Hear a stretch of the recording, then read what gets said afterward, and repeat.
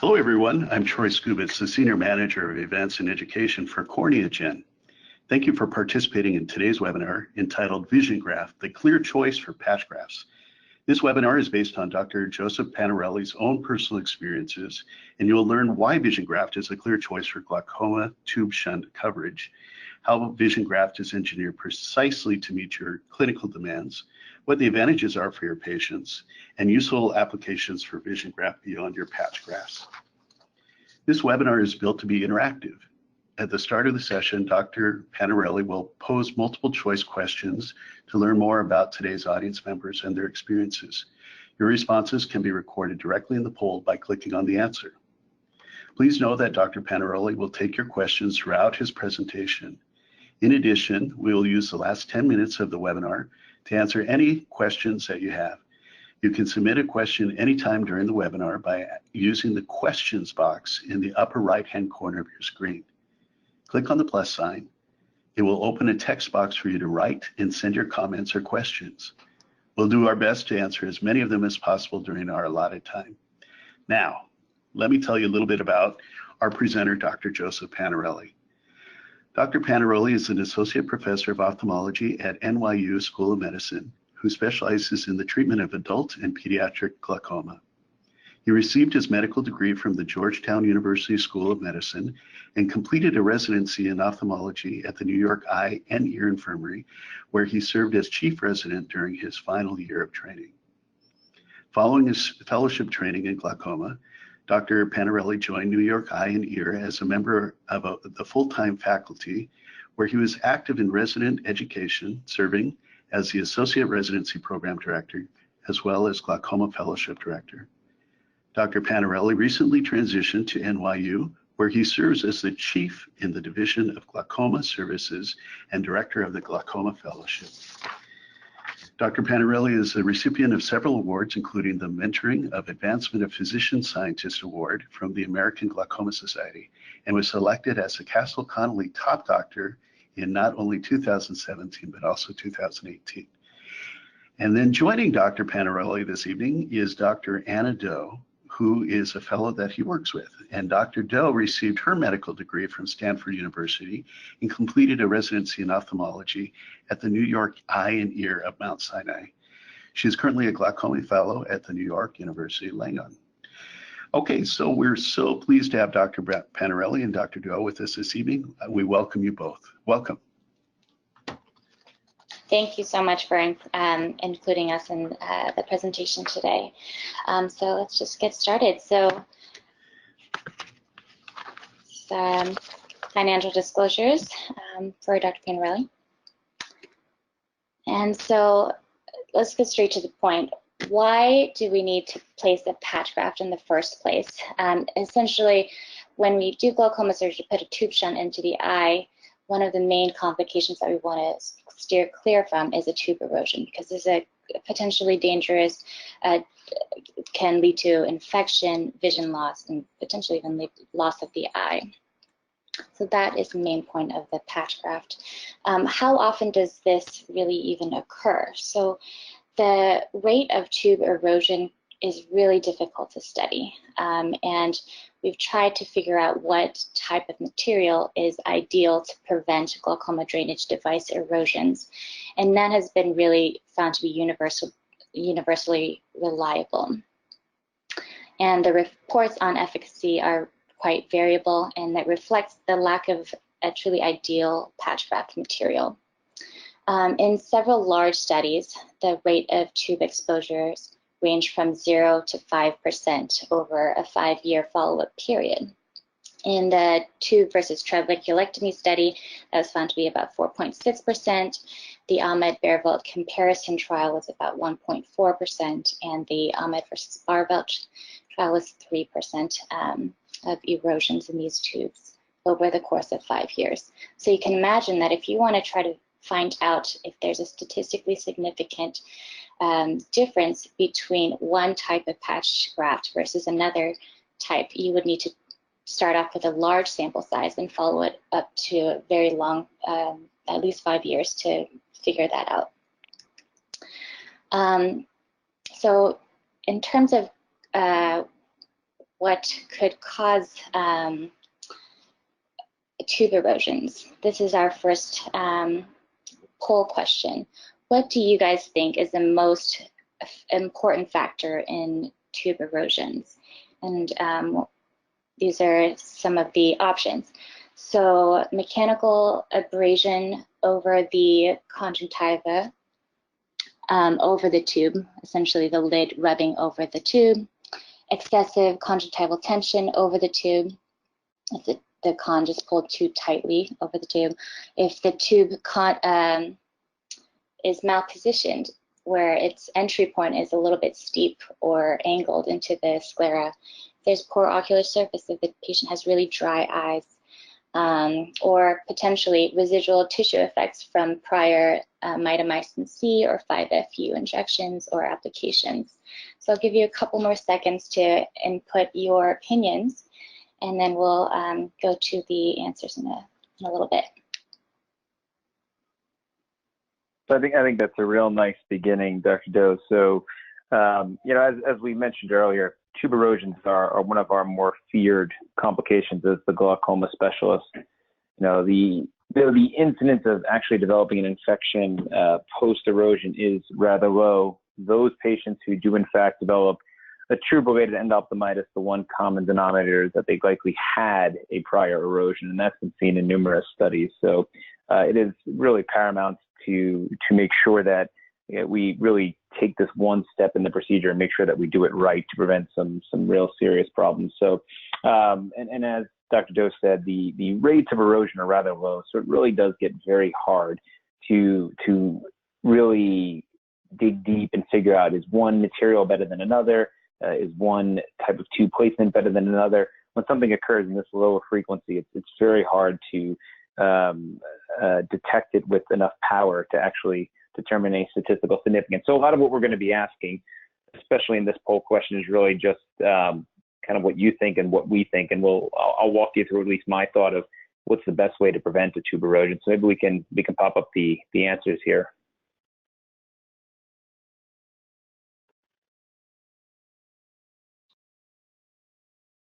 All right, so lots of uncertainty here.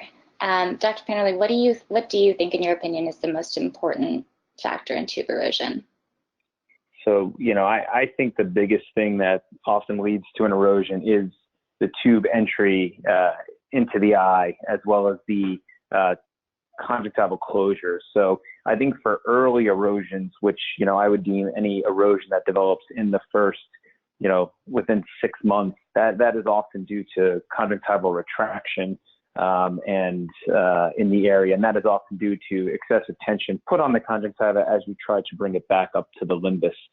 I think erosions that develop late, again, probably really more like a year out or even further, are more related to the way the tube enters the sclera, and then how the lid actually rubs over this area. And it probably is due to the mechanical friction repeatedly over time that leads to a breakdown of the tissue over this area, and then leads to, you know, the ultimate erosion. So, you know, I think the easy answer is to say it's probably everything that we've listed here, but I think tube malposition is probably the biggest culprit, which leads to tube erosions.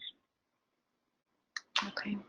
And then just out of curiosity, in areas where you suspect, you know, prior exposure to mitomycin C or 5-FU, would you tend to like snake the tube around that area, or just put the implant completely in a different quadrant? So for it's a good question. For, you know, I tend to be rather careful, especially if I did not do the prior filtering procedure, nor did I do, say, one or many revisions, which people often have if they have a failed trabeculectomy. So if there's an area of the superior, in the superior region that's been treated multiple times with an anti-fibrotic agent, I may elect to just actually put the tube shunt into a totally different quadrant, so that I don't have to deal with issues with poor tissue integrity over at the limbus, as well as issues with possible poor encapsulation around the tube shunt. You know, these these agents, mitomycin and 5-FU, can really wreak havoc years after they've been used. So I'll say that definitely goes into my decision-making process. Mm-hmm. So on that topic, in terms of preventing tube erosion, there are two categories of how you can deal with this. One would be to tunnel the tube on the skeletal entry, and the other would be to use a patch graft. And we'll discuss patch grafts first. This is our second poll question. So what do you think is the most important aspect of a patch graft? And you can select one or more of the following by just clicking on the choices below.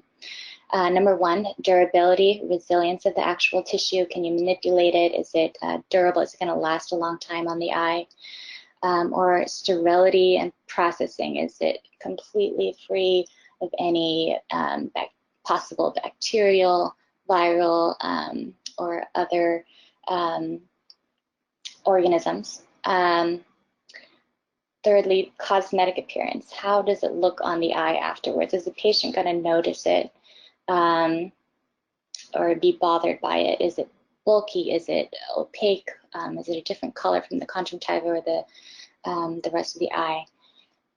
Fourthly, is it easy to use? Is it accessible? Can you actually, do you have to manipulate the patch before you put it on? Is it easy to find? And in terms of like packaging and whatnot. And lastly, availability and cost. It really does depend on where you're practicing. Are you doing surgeries abroad in a developing country? Is it costly? Is your patient able to pay? We'll give you a few more seconds. Dr. Panarelli, what do you think about these aspects? I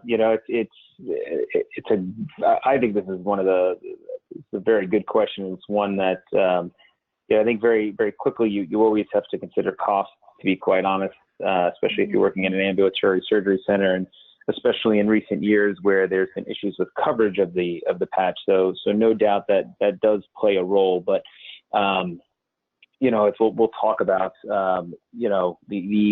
there's not just the cost of the patch, there's the cost of OR time. I will tell you that I tried doing this long tunnel technique, and I found myself taking even more time trying to do that, and it was just easier to put this patch on and get the same predictable results. So, when you look at cost, you have to look at it from a few angles. One of the things to me that probably has become the biggest factor is actually the cosmesis.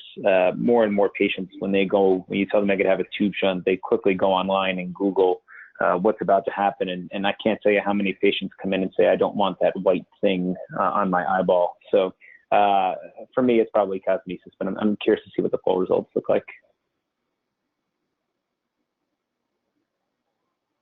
Durability and resilience wins. All right, that's definitely a very important aspect of a patch graft. I mean, honestly, if you could put all of these together, it'd be perfect, right? So let's go through a few of the patch graft materials that are currently available, and then we'll discuss the pros and cons of each. So first we have the Tudoplast, which is preserved scleropericardium, and the cost is about $225 to $250 per Tudoplast. There's different types of cornea as well. So these corneal patch grafts include the glycerin-preserved cornea from the Alabama Eye Bank. There's a gamma-irradiated VisionGraft from CorneaGen. The electron beam irradiated cornea from Lions Vision Gift, and these range from about $415 to $475. And then there's also amniotic membrane graft, which is also called AmnioGuard, and that is $385. And each of these grafts, as you can see on the picture to the right, it looks a little different. The amniotic membrane graft and the Tudoplast, it comes in a square, so you do have to trim it to your own, the shape that you do want it in and the size that you want it in. The cornea from CorneaGen is shaped like a half moon. and we'll discuss how it's made later. So let's start with pseudoplast first. So this, the pericardial patch graft is comprised of a low-profile collagen. Its thickness is about 400 microns. It's immunologically safe. It's biologically and mechanically stable. It's very durable and has a 5-year shelf life, and you can store it at room temperature. Very convenient. So I'll mention one thing. You know, it's interesting, the thickness of 400 microns. Some people even like to take some of the pseudoplast products and fold them over to make it even thicker. You know, one of the issues I have with making a patch graft too tall is that, you know, there is definitely some irregularity the way the eyelid rubs over that area. You get a very uneven tear film. So I think while it sounds nice that you have a thicker material and then maybe less prone to erosion, a lot of times some of the other factors that we mentioned may actually contribute to erosion. So I think you just have to be careful when looking at the thickness of these grafts and how it leads to, you know, possible issues down the road. Yeah, that's a really good point. And I've seen, I mean, this is actually a pretty popular graft that's used, and a lot of the patients who I've seen post-op, they do notice that little white patch over the area where the tube is present. Do you feel like it bothers some of your patients or not really? You know, I think it depends on the location. I'd say that the superior tubes that I place, some of the patients don't notice as much because of the lid coverage, but I tend to do a good number of inferior nasal tube shunts, and that definitely is a cause for concern. I actually would never use this type of product in somebody who's having an inferior tube because of the, you know, the cosmesis and the appearance. There is a pseudoplast sclera / cornea that's also out, which is a little more of a hybrid, where there is a section of it is cornea and the rest of it is sclera. So that's just another option in this sort of family of products. And next, there's also amniotic membrane grafts. This is a 300 to 400 micron thick graft, and it's 1 by 0.75 centimeters in size. And it has the advantages are that it's low immunogenicity, it's anti-inflammatory, antimicrobial, antifibrotic, and it incorporates well into the host tissue. And it's semi-transparent, so a little bit less conspicuous on the eye. And then, of course, there's VisionGraft, which is our favorite. This is it's tissue that's actually not, it's corneal tissue that's not suitable for visual rehabilitation by PK or DSEC or whatnot. It's split thickness, and it's a half moon shape, as you can see on the side there. And its advantages are that it's irradiated tissue, so that provides the greatest sterility. It's pre-cut to a desired thickness of 250 microns, and there's no further trimming or folding that is needed. It's clear, it's cosmetically appealing, and the clarity is actually very useful later on postoperatively if you need a laser tube ligature open. You can see it. I think that's one of the two bigger reasons I like to use cornea in general. So I like cornea for the cosmesis, but in some challenging cases where the pressure is high after a implantation of a non-valve implant, you may want to release the ligature sooner rather than later. I've released the ligature as early as 3 weeks after a Barrevelt implant, and it is very nice to be able to visualize the ligature beneath the corneal patch graft so that you could, you know, open the tube easily in the office. If it's beneath an opaque patch graft, you cannot do this in the office. You would and you would unlikely take the patient back to the OR. So I think those are two very big, what I consider to be advantages of any corneal product. In terms of the products available that are cornea, there are some glycerin-soaked corneas. One of the downsides, I think, is the time for preparation. Some of these need to be cut into the proper shape, and then they need to actually be split because they are rather thick. One of the things I love about VisionGraft is that it comes pre-cut to this desired thickness of about 250 micrometers. And I will say that, you know, pretty much each and every piece, and we'll talk about how they actually prepare it, comes out kind of, it's reproducible, it's predictable. It really is a step I don't have to think about. I put the patch on, I place my sutures, and then I move on. So I think, as we'll talk about now with the preparation, that's sort of what separates VisionGraft for me from the other cornea product is the ease of use. Right. So the way the VisionGraft is prepared is essentially There's cornea from a donor eye that is mounted on a keratome that cuts the cornea into a split thickness corneal half from 550 microns to 225 microns. So there's an anterior and posterior cornea. And then there's, you trephine the central circle. So you get 2 circles. And then a scalpel blade is used to cut the cornea in half. And now you end up with 4 half moons from 1 cornea. So it's like Dr. Panarelli said, they're reliably produced and they are really great. So what about other options? So let's put patch grafts aside for just a second and let's discuss, if you don't have any patch graft to use, can you do a long scleral tunnel? These have been shown to be actually quite effective in preventing tube exposure. This paper by Dr. Kubu et al. Showed that a 6mm tunnel through the sclera as entry for the tube into the anterior chamber is actually more effective than tutoplast in preventing an exposure. So they followed these tubes for about 4 years on average, and there was about 2% of exposure in the scleral tunnel compared to 7% in the pericardial group.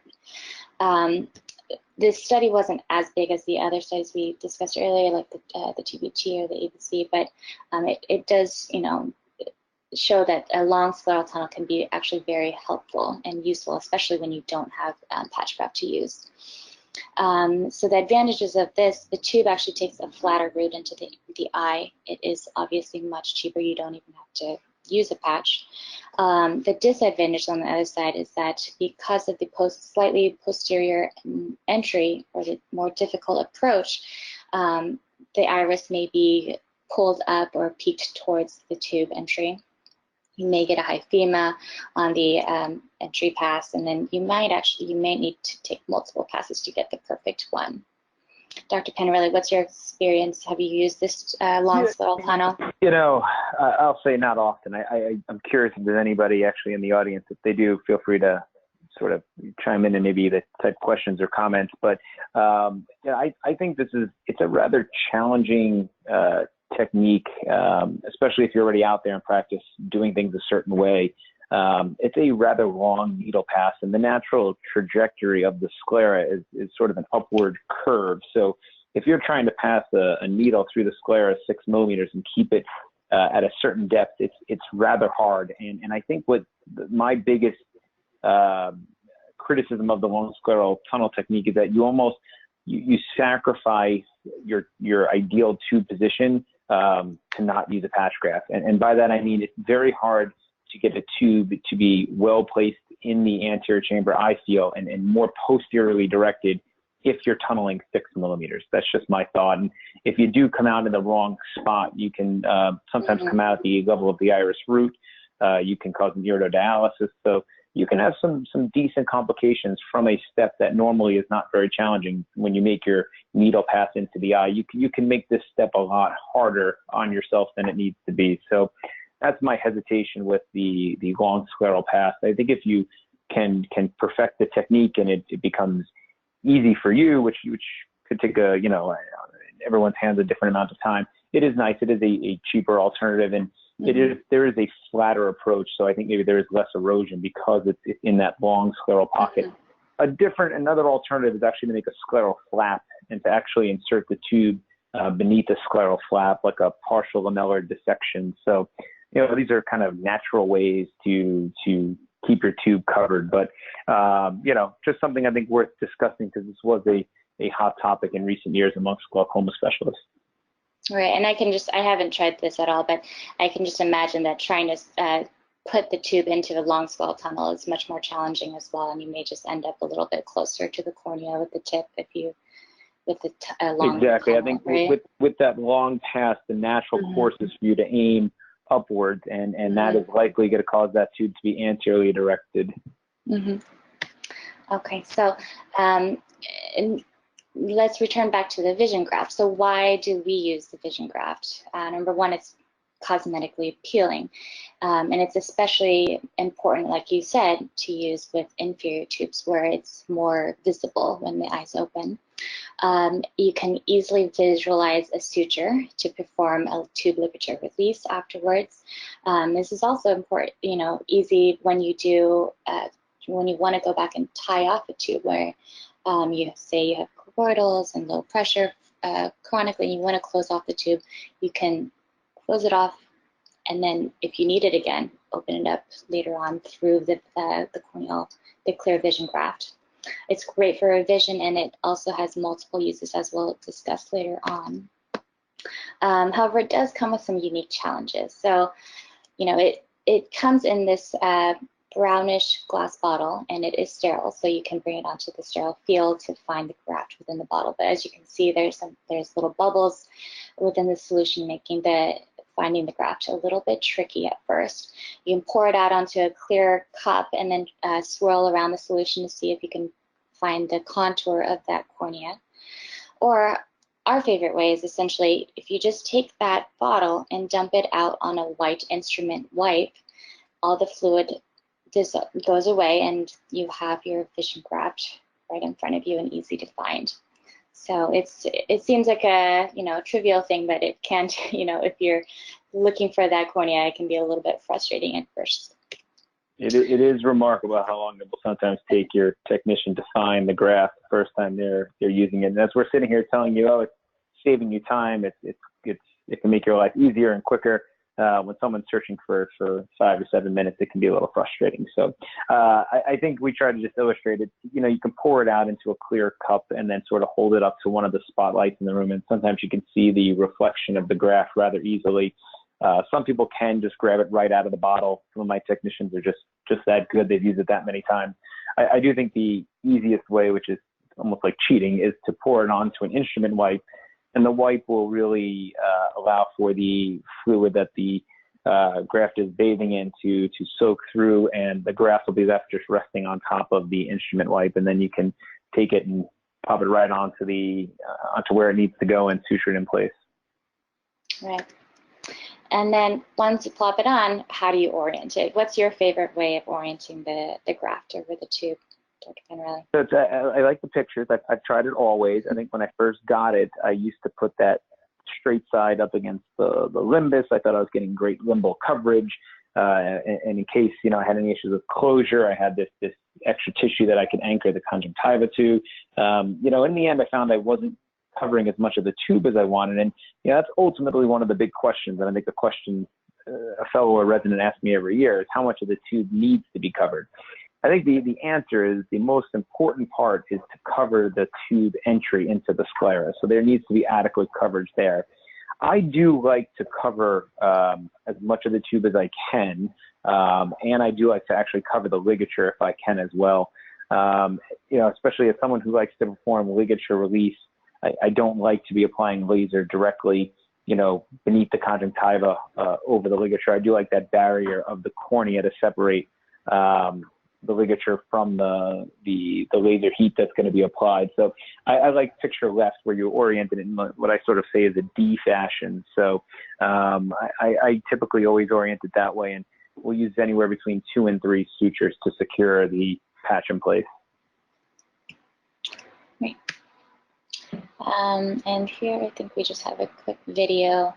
This is a patient's left eye, and like you said, the straight edge of the cornea is being oriented towards the nose, and then that allows for a greater area of the curved section of the corneal patch graft to cover the limbal edge. And then since that straight edge is oriented along the tube length, that entire area of the tube is actually covered nicely by the corneal patch graft as well. And so here, I think it's a really nice one. Is that you there suturing that? It's pretty good. This is yeah, I think this is one of my first tubes in residency.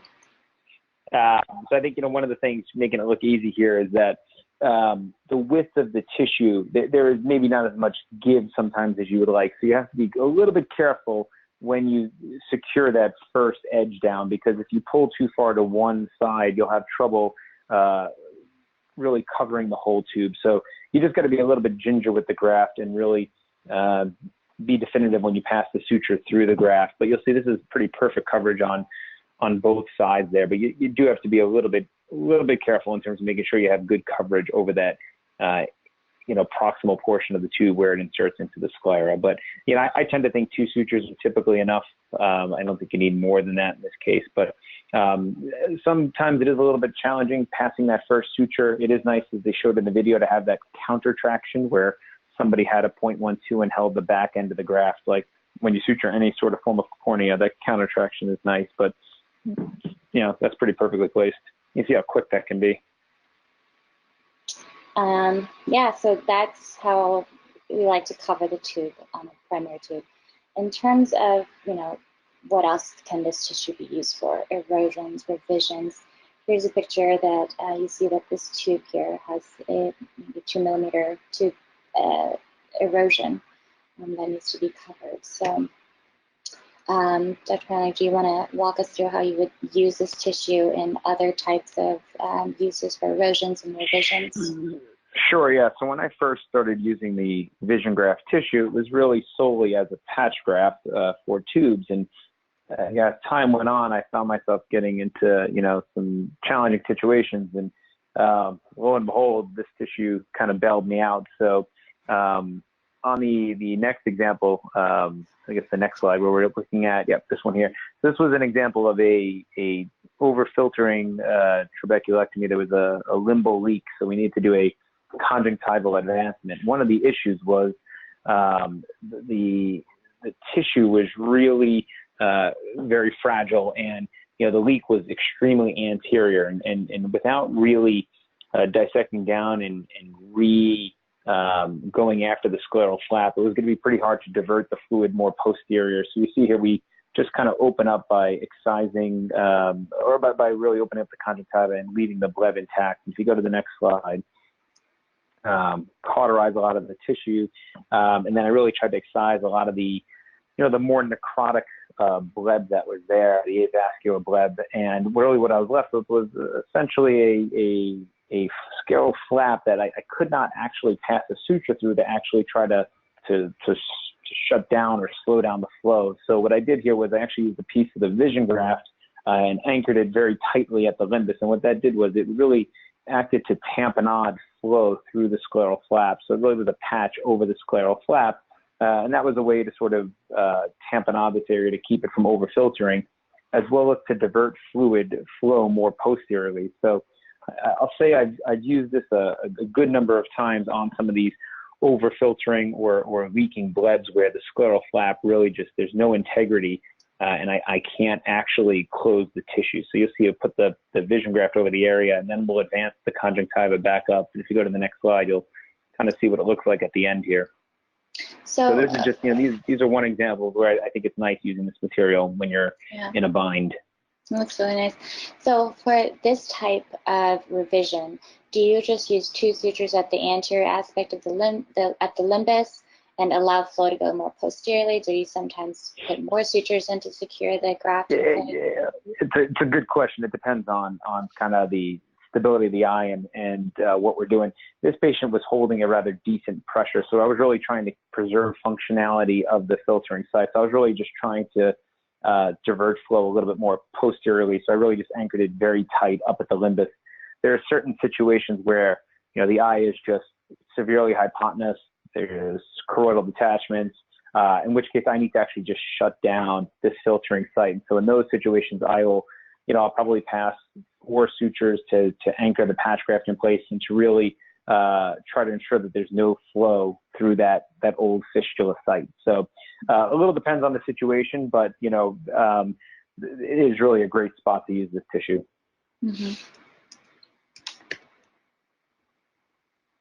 So one important question is, why do these patch grafts melt? And I think we'll use this as a segue. Sorry to interrupt for a second. Mm-hmm. Just, I think the second main use for this tissue is really when you're doing a tube revision. And I think often one of the questions we always get asked is why did the previous patch graft melt?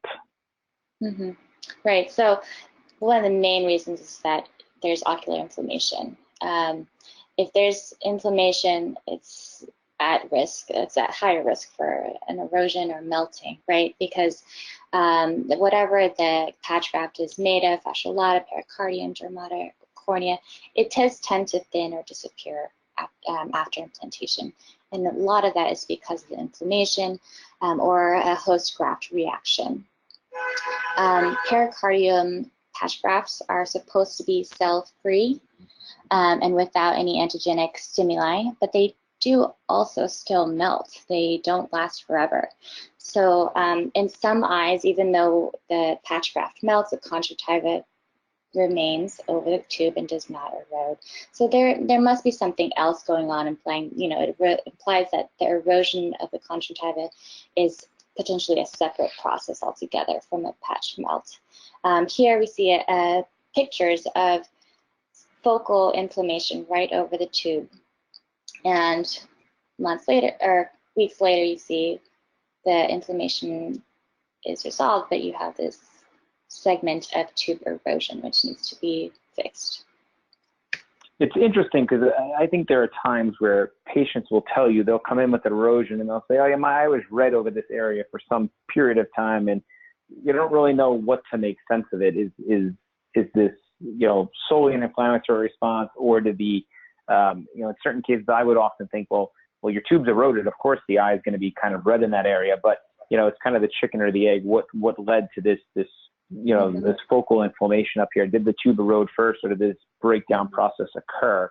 And I think it is interesting the fact that there's multiple things at play here. There's the breakdown of the patch graft, and then there's also the breakdown of the conjunctiva, which seem to be, you know, two somewhat independent processes. And maybe there is some way to connect both of them. But, you know, this becomes an interesting question when you decide, if you have a patient with an erosion, should you take a different approach in terms of what you cover the tube with? If you use pericardium the first time, should you use cornea? If you use cornea, should you use pericardium?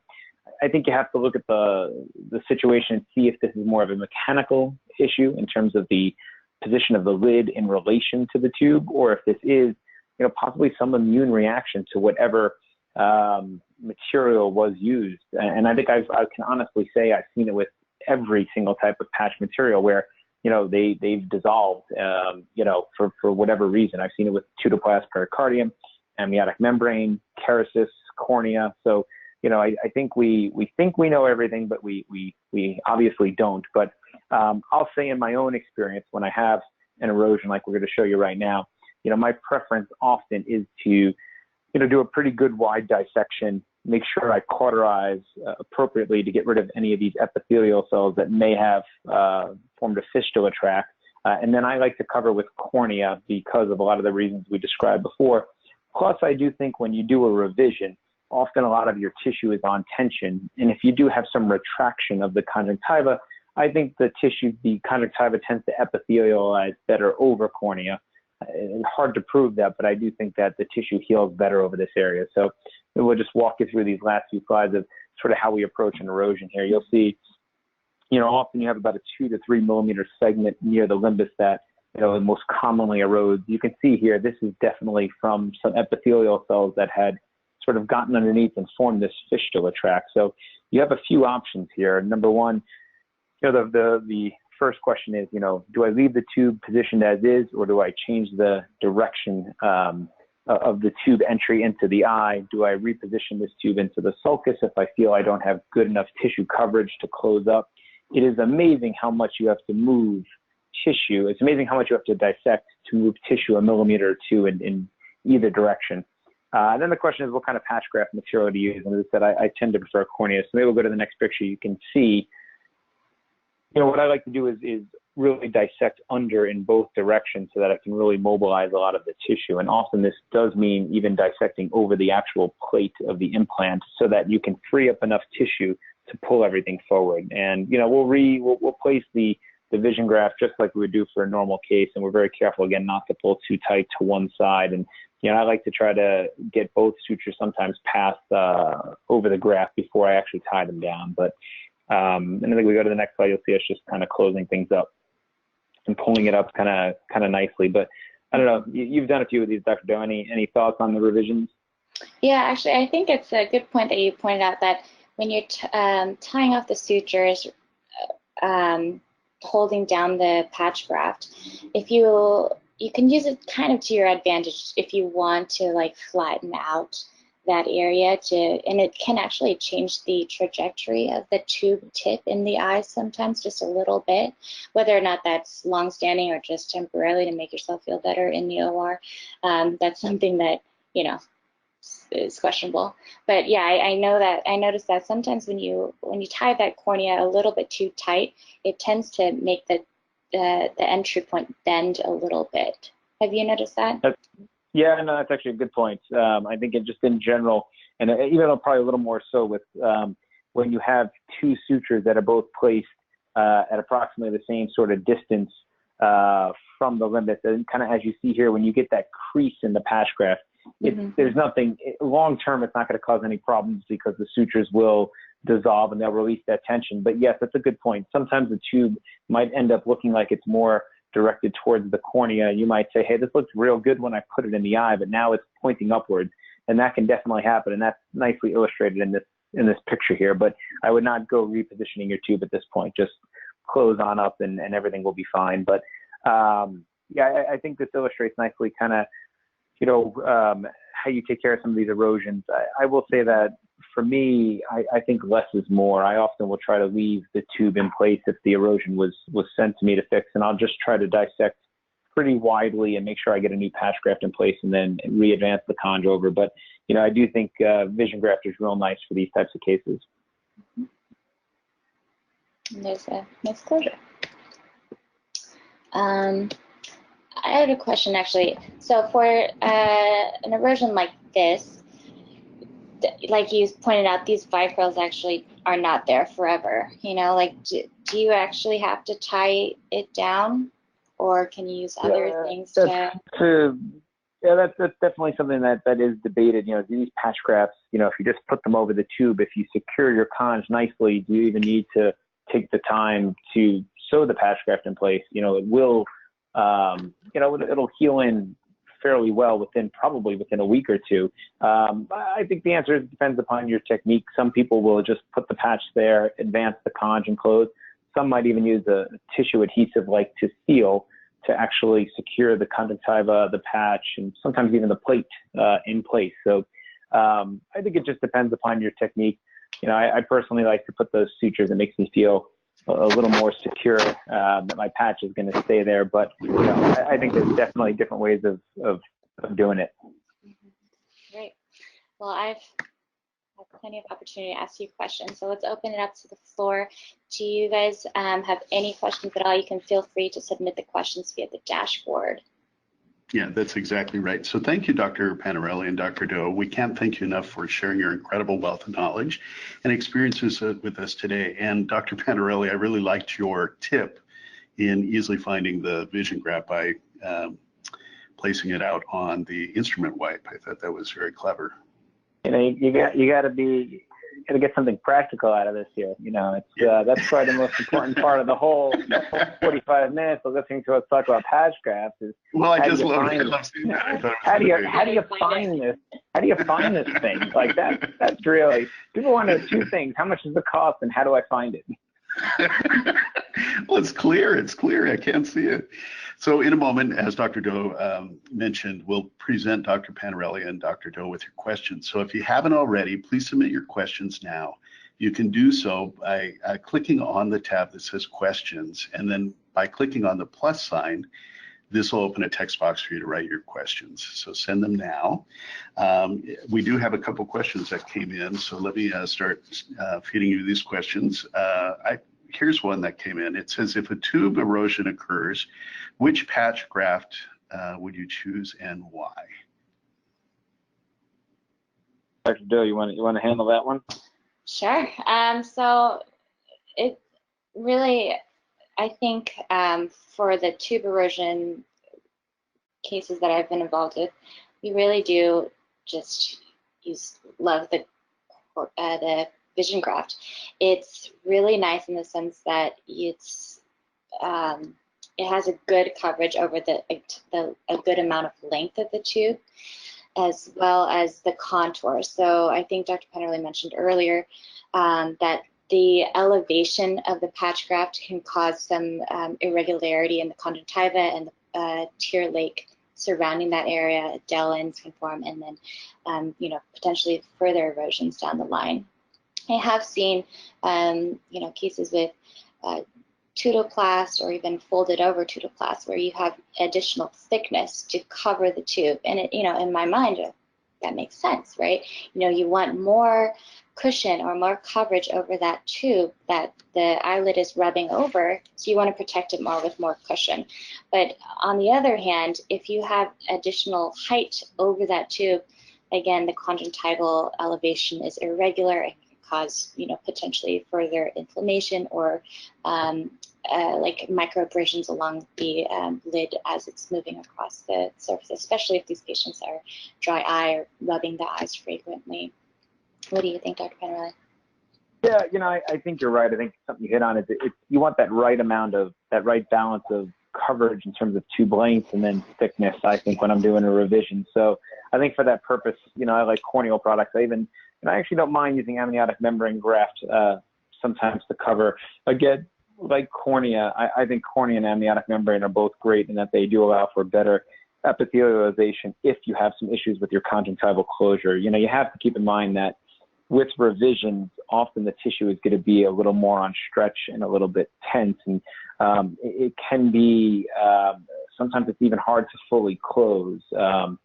So that is why I like sort of those two products. And I think, just as you said, it's all about the height. So even if you do, all the things you talked about are really things we worry about even after we get it closed. But if you add too much height, it might be even harder to pull that tissue up over a thicker patch graft to try to sew it closed. So I think you just have to be careful about that trading off of how much cushion, how much height you want with how much tension you're going to have the tissue on. Because I do think the excessive tension on the conj can lead to a reopening, and we've all had this happen where you think you fixed an erosion and come back a week later and find you have not. Very good. We have another question here. It says, when performing a revision, does the thickness of the graft matter more than the material itself? Yeah, I think just sort of saying, I think it's more about the material. I think, again, it's all about having tissue where, you can get better epithelialization in the area, especially if you do have some issues with conj retraction. So that's kind of why I like the other products. But, different people will tell you different things. Those that have used tutoplast a long time feel like it does, to the conjunctiva does epithelialize nicely over that as well. I think we all think back to one case where it didn't maybe go according to plan, and that's sort of how we form some judgments. But thankfully, this is not the most common occurrence. But I'd probably just tell you kind of my in my career, the things that have worked best for me have been sort of these products. Very good. Here's a question that came in. Do you always structure the patch graft to the sclera, and are there other approaches you've tried? I think I've seen cases where the patch graft is not secured to the sclera at all, except for, and the conjunctiva is just pulled over and the patch graft is lying above the tube. In other cases, sometimes the patch graft is secured over the tube using like to-seal glue or some sort of tissue adhesive to keep it there, and then the conjunctiva pulled over that. And sometimes the conjunctival closure can be with sutures, glue, additional ways as well. So there are many different ways that people can use these patch grafts and secure it into place. I think that for the most part, using 2 vicryl sutures or 3 vicryl sutures if you feel the need to really make sure that it stays in place, because when you're pulling the conjunctiva up to drape it over to the limbus, sometimes it does shift the patch graft a little bit anterior or a little bit to the side and just not perfectly covering as much tube segment as you want it to. Very good. And Dr. Panarelli, do you have anything to add to that? Yeah, no, I think kind of as a sum up here and try to put it all together. I think, the whole concept here is that you want to basically take a very important step of the procedure and make it as reproducible and as sort of safe as possible. And I think, one of the things that is probably most important to us is getting this tube in perfect position. So for me, that often means maybe a shorter tunnel into the eye. And therefore, I do have a good amount of tube that does need to be covered. And so that's kind of why I like to still use patch grafts as opposed to using a longer tunnel.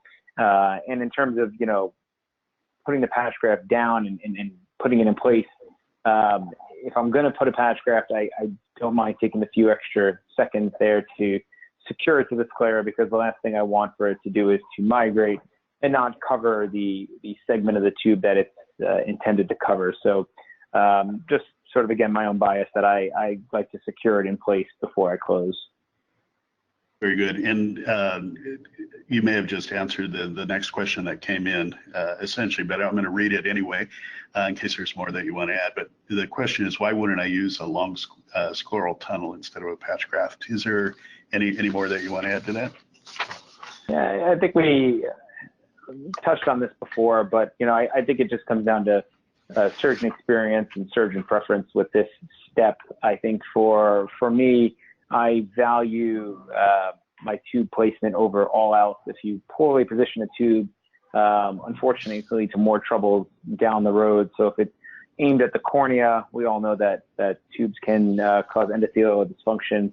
These patients may go on to require partial endothelial keratoplasties. If the tube is positioned, too deep, it could, dig into the iris and lead to issues with recurrent inflammation and cystoid macular edema. So, for me, it's all about making sure that tube is situated where it needs to be in the angle. And I think I jeopardize that, or I sacrifice a little of that when I do the long tunnel. And it may even take me 1 or 2 tries or 3 tries to get it. I've had to take even more than that as I'm trying to, get it perfectly. Everyone's eyeball is a little bit different. So again, trying to do that tunnel on a long eye, on a highly myopic patient, very scared about going too deep.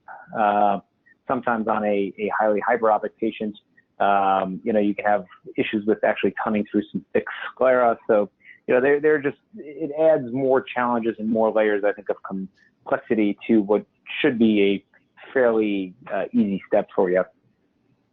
Very good. Thank you. So that's it on the questions for the evening. And I just want to say that following tonight's session, we will email you a link to access the recording of today's webinar and a survey soliciting your feedback. We ask that you take a few minutes to complete the survey, as your comments will help us guide us in presenting the best possible educational webinar as we move forward. And once again, many thanks to today's phenomenal instructors, Dr. Joseph Panarelli and Dr. Anna Doe. And I also want to thank you, the audience, for participating this evening. So enjoy the rest of your evening, everyone. And thank you, Dr. Panarelli, and thank you, Dr. Doe. Thank you guys for having us. Thank you so much. It was an honor. Thank you. Good night, everyone.